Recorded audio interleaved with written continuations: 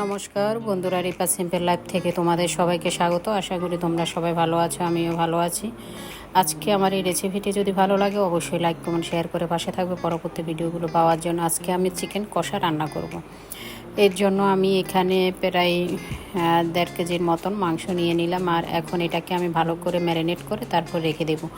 তো এখানে হলুদ, লবণ, তেজপাতা, আদা আদা, জিরে, ধনিয়া, কাঁচামরিচ সহ একটা পেস্ট করেছিলাম, ওই পেস্টটাই আমি এখানে দিয়ে দিলাম।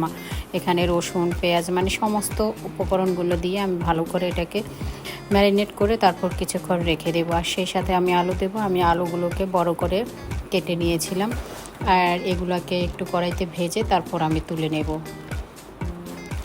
তো চিকেন কষা খেতে কার না ভালো লাগে, এটা খেতে অনেক অনেক সুস্বাদু হয়।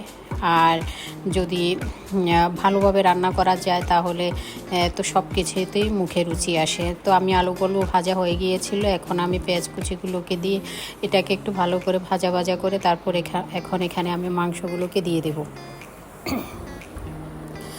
তো আমি সমস্ত মাংসগুলোকে দিয়ে এটাকে আমি ভালো করে কষাবো। মাংসটা হচ্ছে স্বাদ বা টেস্ট সব দুটোই তোমার কাছে ভালো লাগবে যদি মাংসটা ভালো করে কষানো হয়। আমি কিন্তু এখানে এখনও গুঁড়ি মরিচটি দেইনি, আমি শুধু কাঁচা মরিচের যে পেস্টটা এটা দিই আমি এর সাথে এখন ভালো করে এটাকে কষাবো। তো সেই সাথে আমি এখন আলুগুলোকেও দিয়ে দিলাম, দিয়ে আরেকটু ভালো করে কষাবো। আর এই পর্যায়ে আমি এখানে মরিচের গুঁড়োটাও আমি অ্যাড করে দেব। তো মরিচের গুঁড়োটা অ্যাড করে দিয়ে আমি ভালো করে আবারও আমি কষাবো।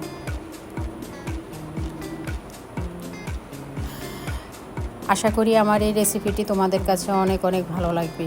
আর ভালো লাগলে অবশ্যই লাইক, কমেন্ট, শেয়ার আর সাবস্ক্রাইব করতে কিন্তু ভুলবে না। তো এখন আমি এখানে জল দিয়ে দেব পরিমাণ মতো। সব কিছুই কিন্তু আমার রান্না 80% হয়ে গিয়েছে। এখন আমি একটু ঝোলের জন্য ঝোলও বেশি রাখবো না, সামান্য করে, যেহেতু এটা কষা রান্না করব, একটু ঝোল রান্না করব, একদমই সামান্য ঝোল হবে।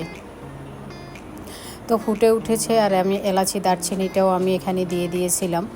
আর এখন আমি এটাকে নামিয়ে নিয়েছি। নামানোর পর দেখতে কীরকম হয়েছে।